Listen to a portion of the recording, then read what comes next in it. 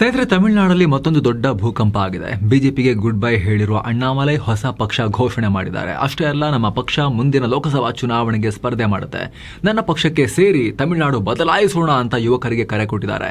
ಇದೇ ಅಣ್ಣಾಮಲೈ ವಿರುದ್ಧ ಬಿಜೆಪಿ ತಿರುಗಿ ಬಿದ್ದಿದೆ. ನೀವು ಹೋಗೋದ್ರಿಂದ ನಮಗೇನು ಲಾಸ್ ಇಲ್ಲ ಹೋಗುವಂತ ತಮಿಳುನಾಡು ಬಿಜೆಪಿ ರಾಜ್ಯಾಧ್ಯಕ್ಷರು ಮೊನ್ನೆ ತನಕ ಬಿಜೆಪಿ ಪಾಲಿಗೆ ಬರಗಾಲದ ನಾಡಾಗಿದ್ದ ತಮಿಳುನಾಡಲ್ಲಿ ಬಿಜೆಪಿ ಪಾಲಿಗೆ ಪಕ್ಷವನ್ನ ಬೆವರು ಸುರಿಸಿ ಕಟ್ಟಿದಂಥ ಮನುಷ್ಯನಿಗೆ ಹೋದ್ರೆ ಹೋಗಿ ಏನು ನಮಗೆ ಲಾಸ್ ಆಗಲ್ಲ ಅಂತ ದುರಹಂಕಾರದ ಮಾತುಗಳನ್ನು ಆಡಿದ್ದಾರೆ ತಮಿಳುನಾಡು ಬಿಜೆಪಿ ರಾಜ್ಯಾಧ್ಯಕ್ಷರು.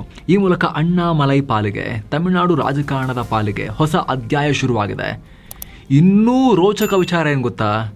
ಸಿಕ್ಕಾಪಟ್ಟೆ ಸ್ಟಾರ್ ಪಾಲಿಟಿಕ್ಸ್ ನಡೆಯೋ ತಮಿಳುನಾಡಿನಲ್ಲಿ, ಒಬ್ಬ ನಟ CM ಆಗಿರೋ ತಮಿಳುನಾಡಿನಲ್ಲಿ ನಟರ ನಟ ಸೂಪರ್ ಸ್ಟಾರ್ ರಜನಿಕಾಂತ್ ಅಣ್ಣಾಮಲೈ ಜೊತೆ ಕೈ ಜೋಡಿಸ್ಕೊಂಡು ಹೊಸ ಅಧ್ಯಾಯವನ್ನು ಓಪನ್ ಮಾಡೋಕೆ ಹೆಜ್ಜೆ ಇಡ್ತಾ ಇದ್ದಾರೆ. ಅದನ್ನ ಓಪನ್ ಆಗಿ ಡಿಕ್ಲೇರ್ ಕೂಡ ಮಾಡಲಾಗಿದೆ.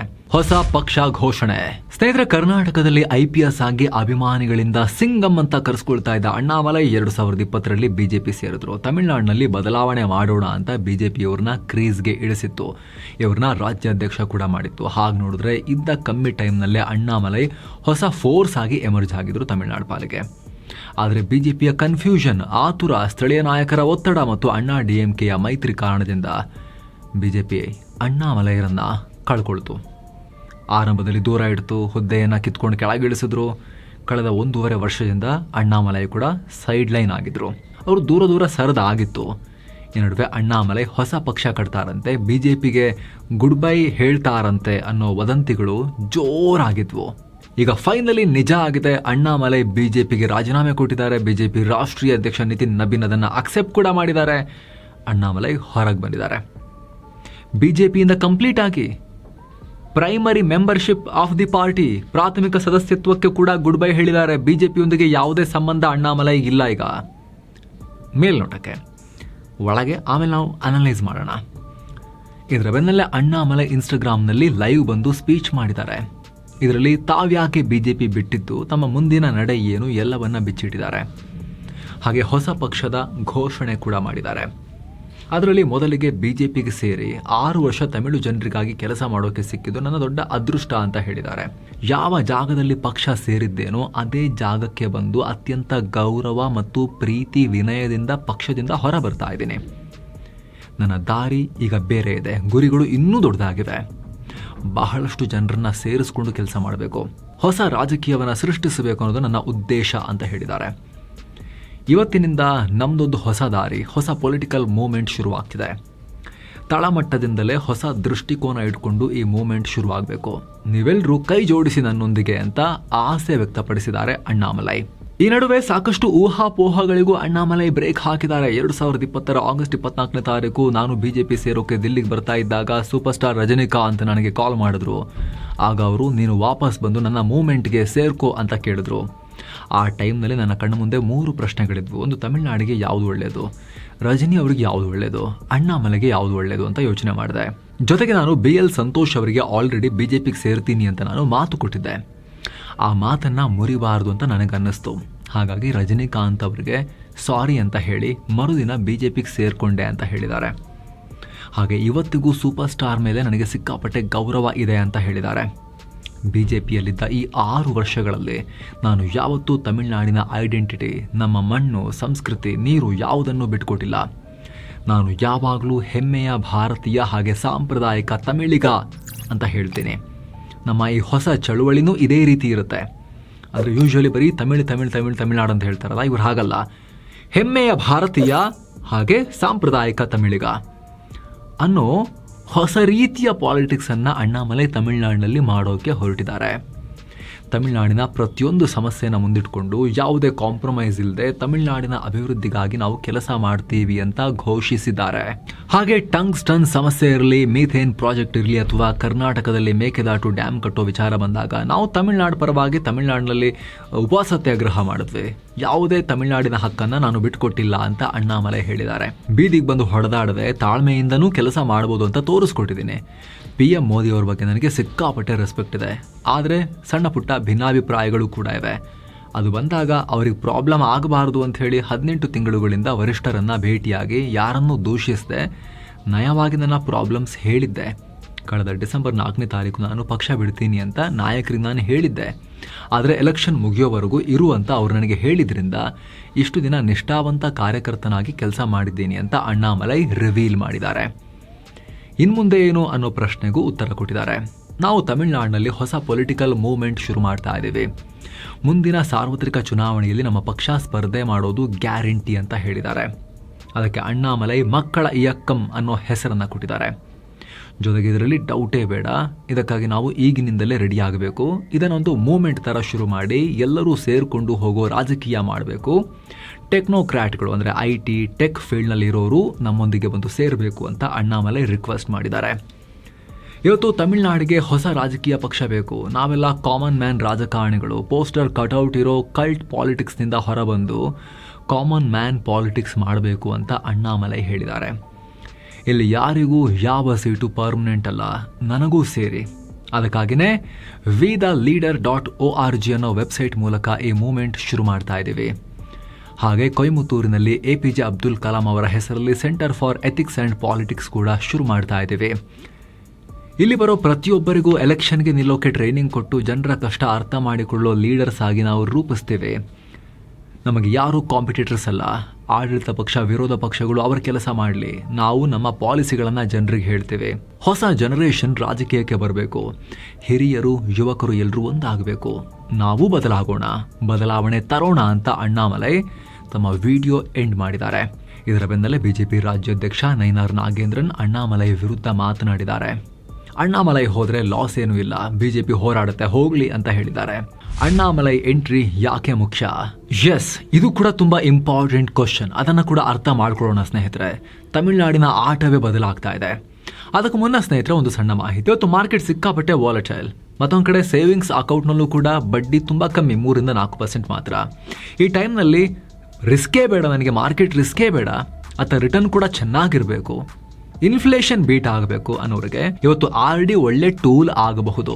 ನೀವು ಸ್ಟೇಬಲ್ ಮನಿ ಆ್ಯಪ್ ಮೂಲಕ ಭಾರತದ ಎಲ್ಲ ಬ್ಯಾಂಕ್ಗಳ ಇಂಟ್ರೆಸ್ಟ್ ರೇಟನ್ನು ಕಂಪೇರ್ ಮಾಡಿ RDಯನ್ನು ಬುಕ್ ಮಾಡ್ಬೋದು. ಇವಾಗಂತೂ 8.3% ತನಕನೂ ಇಂಟ್ರೆಸ್ಟ್ ಕೊಡ್ತಾ ಇರೋ ಬ್ಯಾಂಕ್ಗಳು ನಿಮಗೆ ಲಭ್ಯ ಇದಾವೆ. ಸ್ಟೇಬಲ್ ಮನಿ ಥ್ರೂ ಹೋದಾಗ ನಿಮಗೆ ಭಾರತದ ಎಲ್ಲ ಬ್ಯಾಂಕ್ಗಳದ್ದು ಕಂಪೇರ್ ಮಾಡೋದು ಮಾತ್ರ ಅಲ್ಲ, ಇರೋದ್ರಲ್ಲಿ ಹೈಯೆಸ್ಟ್ ಇಂಟ್ರೆಸ್ಟ್ ರೇಟ್ ಎಲ್ಲಿದೆ ಅಂತ ನೋಡ್ಬಿಟ್ಟು ನೀವು ಅಲ್ಲೇ RDಯನ್ನು ಬುಕ್ ಮಾಡ್ಬೋದು. ಬ್ಯಾಂಕಿಗೆ ನಿಮ್ಮ ಅಮೌಂಟ್ ನೇರವಾಗಿ ಹೋಗಿ ನಿಮ್ಮ ಹೆಸರಲ್ಲಿ ಕೂರುತ್ತೆ. ಬ್ಯಾಂಕ್ನಿಂದ ನಿಮಗೆ ಕನ್ಫರ್ಮೇಷನ್ ಮೇಲ್, SMS ಎಲ್ಲ ಬರುತ್ತೆ.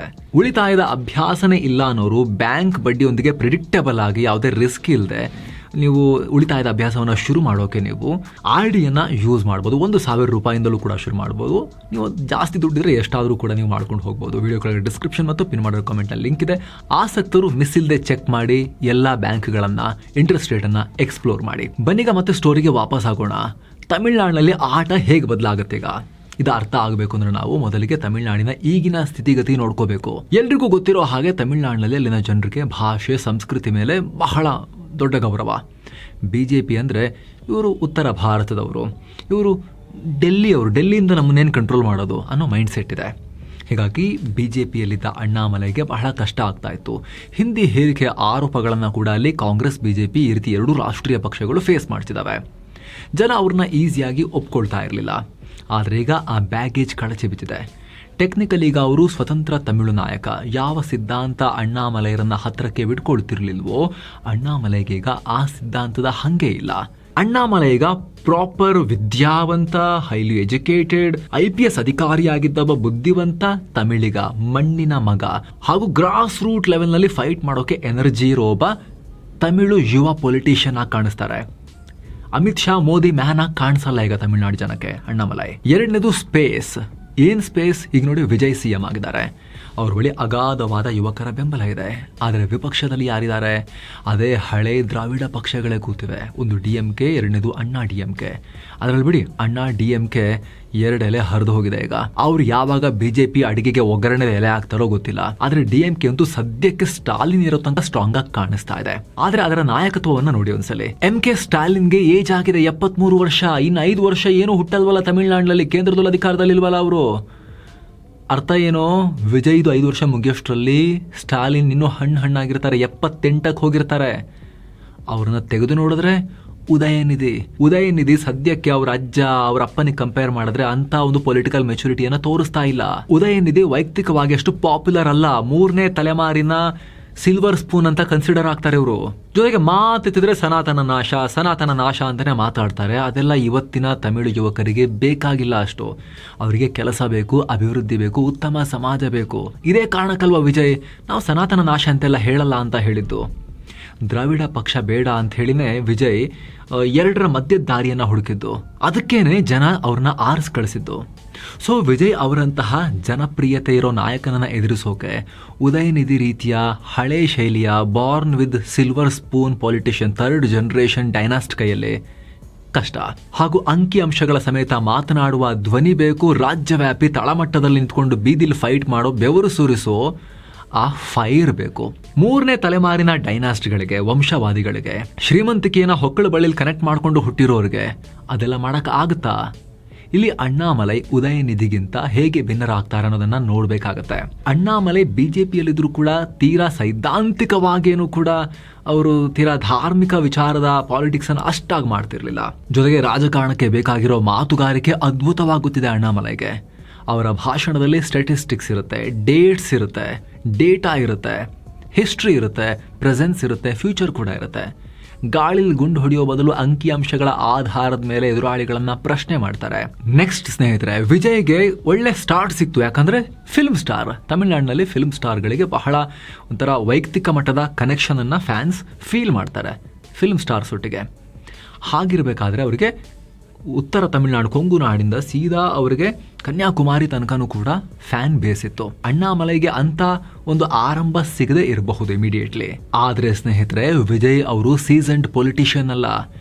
ಆಡಳಿತ ಯಂತ್ರ ಅಂದ್ರೆ ಏನು, ಅಡ್ಮಿನಿಸ್ಟ್ರೇಷನ್ ಅಂದ್ರೆ ಏನು, ಹಿಸ್ಟ್ರಿ ಏನು, ಟೆಕ್ನಾಲಜಿ ಅಂದ್ರೆ ಏನು, ಗವರ್ನೆನ್ಸ್ ಅಂದ್ರೆ ಏನು, ಅದು ವಿಜಯ್ಗೆ ಗೊತ್ತಿಲ್ಲ. ಇನ್ನು ಅವ್ರು ಕಲ್ತು ಅದನ್ನ ರೂಢಿಸ್ಕೊಂಡು ಹೋಗ್ಬೇಕು. 5 ವರ್ಷದಲ್ಲಿ ಕಲಿಲಿಕ್ಕೆ ಆಗುತ್ತೆ ಅವ್ರಿಗೆ ಸುಮಾರು ಟೈಮ್.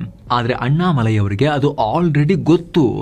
ಅವರು ಆಲ್ರೆಡಿ IPS ಆಗಿ ಕೆಲಸ ಮಾಡಿರೋರು. ಸರ್ಕಾರದ ಒಳಗಿದ್ದುಕೊಂಡು ಆಡಳಿತ ಯಂತ್ರದ ಭಾಗ ಆಗಿದ್ದುಕೊಂಡು ಅವರು ಎಕ್ಸಿಕ್ಯೂಟಿವ್ ನಲ್ಲಿ ವರ್ಕ್ ಮಾಡಿದವರು. ಜೊತೆಗೆ ನೆಕ್ಸ್ಟ್ ಜನರೊಂದಿಗೆ ಬೆರೆಯೋ ವಿಚಾರಕ್ಕೆ ಬಂದಾಗ ವಿಜಯ್ಗೆ ಆಲ್ರೆಡಿ ಹೇಳಿದ ಹಾಗೆ ಸಿನಿಮಾ ಅನ್ನೋ ಕನೆಕ್ಷನ್ ಆಲ್ರೆಡಿ ಇತ್ತು ಜನರೊಂದಿಗೆ. ಬರೀ 9-10 ರ್ಯಾಲಿ ಮಾಡಿಕೊಂಡು CM ಆಗಿಬಿಟ್ರು. ಸ್ಟ್ರೀಟ್ ಫೈಟರ್ ಅಲ್ಲ ವಿಜಯ್, ಬೀದಿಲಿ ಯಾತ್ರೆ ಮಾಡ್ತೀನಿ ಅನ್ನೋ ವ್ಯಕ್ತಿ ಅಲ್ಲ. ಆದರೆ ಅಣ್ಣಾಮಲೈ ವರ್ಷ ಇಡೀ ತಮಿಳುನಾಡಲ್ಲಿ ನಡ್ಕೊಂಡು ಓಡಾಡಿದ್ದಾರೆ, ಇಡೀ ತಮಿಳುನಾಡಿನಾದ್ಯಂತ. BJP ರಾಜ್ಯಾಧ್ಯಕ್ಷರಾಗಿದ್ದಾಗ ಎನ್ ಮಕ್ಕಳ ಪಾದಯಾತ್ರೆ ನಡೆಸಿ 234 ಕ್ಷೇತ್ರಗಳಲ್ಲಿ ನಡ್ಕೊಂಡು ಓಡಾಡಿರೋ ಅನುಭವ ಇದೆ ಪಾದಯಾತ್ರೆ ಮಾಡಿ. ಜಾತಿ ಪಾಲಿಟಿಕ್ಸ್ನಲ್ಲೂ ಕೂಡ ಅಣ್ಣಾಮಲೈಗೆ ಹಿನ್ನಡೆ ಏನಾಗಲ್ಲ. ಅಣ್ಣಾಮಲೈ ಮೂಲತಃ ಗೌಂಡರ್ ಸಮುದಾಯದವರು. ಜಾತಿ ಪಾಲಿಟಿಕ್ಸ್ ಅವರು ಮಾಡಿಲ್ಲ ಅಣ್ಣಾಮಲೈ ಇದುವರೆಗೂ ಕೂಡ. ಆದರೆ ಇನ್ ಕೇಸ್ ಯಾರಾದರೂ ಅವ್ರನ್ನ ಜಾತಿ ಆ್ಯಂಗಲ್ನಲ್ಲಿ ನೋಡಿದ್ರೂ ಕೂಡ ಅವರಿಗೆ ಪ್ರಬಲ ಸಮುದಾಯದ ಬೆಂಬಲವೇ ಇದೆ. ತಮಿಳುನಾಡಿನಲ್ಲಿರೋದು 3 ಸಮುದಾಯಗಳ ಪ್ರಾಬಲ್ಯ. ದಕ್ಷಿಣದಲ್ಲಿ ದೇವರ ಸಮುದಾಯ, ಉತ್ತರದಲ್ಲಿ ವನ್ಯಾರ್ ಸಮುದಾಯ, ಪಶ್ಚಿಮದಲ್ಲಿ ಗೌಂಡರ್ ಸಮುದಾಯ. ಇವರೇ ಅಲ್ಲಿ ಸರ್ಕಾರಗಳನ್ನ ನಿರ್ಧಾರ ಮಾಡೋದು. ಸೊ ಅಣ್ಣಾಮಲೈ ಮೂಲತಃ ಗೌಂಡರ್ ಸಮುದಾಯದವರು. ಸೊ ಅಣ್ಣಾಮಲೈ ಎಲ್ಲರನ್ನ ಒಳಗೊಂಡ ಪಾಲಿಟಿಕ್ಸೇ ಮಾಡಿದ್ರು ಕೂಡ ಒಂದು ಕಿಕ್ ಸ್ಟಾರ್ಟ್ ಕೊಡೋಕೆ ಇದೊಂದು ಫ್ಯಾಕ್ಟರ್ ಕೂಡ ಇದೆ ಅವರ ಪಾಲಿಟಿಕ್ಸ್ ನಲ್ಲಿ. ಜೊತೆಗೆ ರಾಜಕಾರಣಿಗಳಿಗೆ ಇರಲೇಬೇಕಾದ ದೊಡ್ಡ ಕೌಶಲ್ಯ ಅಣ್ಣಾಮಲೈ ಹತ್ರ ಇದೆ, ಅದು ತಾಳ್ಮೆ. ಅಣ್ಣಾಮಲೈಗೆ ಈಗಲೇ CM ಆಗಬೇಕು ಅನ್ನೋ ಆತುರ ಖಂಡಿತ ಇಲ್ಲ. ಅವರು BJPಯಲ್ಲಿ ಇದ್ದಾಗಲೂ ಒಂದು ಮಾತನ್ನ ಹೇಳಿದ್ರು, ನನಗೆ ಅಧಿಕಾರದ ಆತುರ ಇಲ್ಲ, 10-15 ವರ್ಷ ಆದರೂ ಕೂಡ ಪರವಾಗಿಲ್ಲ, ನಾನು ಪಕ್ಷವನ್ನ ಬೇರೆ ಸಮೇತ ಕಟ್ತೀನಿ, ನಾನು ಜೀವಂತ ಇರೋ ತನಕ ಪಾರ್ಟಿ ಅಧಿಕಾರಕ್ಕೆ ಬಂದಿಲ್ಲ ಅಂದ್ರೂ ಕೂಡ ಪರವಾಗಿಲ್ಲ. ಈಗ BJP ರಾಷ್ಟ್ರ ಮಟ್ಟದಲ್ಲೂ ಕೂಡ 2-3 ಜನರೇಷನ್ 20-30 ವರ್ಷಗಳ ಕಾಲ ಕಷ್ಟಪಟ್ಟು ಕೆಲಸ ಮಾಡಿ ಅವರೆಲ್ಲ ಜೀವಂತನೇ ಇಲ್ಲ, ಆದ್ರೆ ಪಾರ್ಟಿ ಅಧಿಕಾರದಲ್ಲಿಲ್ವಾ, ಹಾಗೆ ಕೆಲಸ ಮಾಡ್ತೀನಿ ಅಂತ ಹೇಳಿದವರು ಅಣ್ಣಾಮಲೈ. ಇಂಥ ಮನುಷ್ಯನನ್ನ BJP ಈಗ ಕಳ್ಕೊಂಡಿದೆ. ಅಣ್ಣಾಮಲೈ ಹೊಸ ಇಂಡಿಪೆಂಡೆಂಟ್ ಹೆಜ್ಜೆಯನ್ನ ತಮಿಳುನಾಡಿನಲ್ಲಿ ಇಡ್ತಾ ಇದ್ದಾರೆ. ಜಸ್ಟ್ 42ರ ವಯಸ್ಸು ಇನ್ನೂ ಕೂಡ ಅವರಿಗೆ.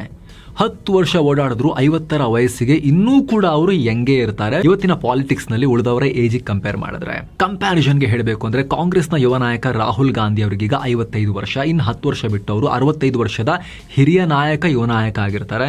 ಅವಾಗ ಇನ್ನು 10 ವರ್ಷ ಬಿಟ್ಟು ಅಣ್ಣಾಮಲೈಗೆ 50 ವರ್ಷ ಅಷ್ಟೇ ಆಗಿರುತ್ತೆ. ಹಾಗಿದ್ರೆ ಚಾಲೆಂಜ್ ಇಲ್ವಾ? ದುಡ್ಡಿನ ಚಾಲೆಂಜ್ ಇದೆ. ಸಂಘಟನೆ ಮಾಡೋಕೆ ಜನ ಬೇಕು, ಅದು ಎಲ್ಲಿಂದ ಬರುತ್ತೆ ಆ ಪ್ರಶ್ನೆ ಹಾಗೆ ಇದೆ. ಆದ್ರೆ ಅಣ್ಣಾಮಲೈ ಹೇಳೋದೇನು ಅಂದ್ರೆ, ದುಡ್ಡು ಕೊಟ್ಟು ಬಂದು ನನ್ನ ಹಿಂದೆ ಸ್ಪೀಚ್ ಕೇಳ್ಕೊಂಡು ಹೋಗಿ ಅನ್ನೋ ಪಾಲಿಟಿಕ್ಸ್ ನಾನು ಮಾಡೋದೇ ಇಲ್ಲ.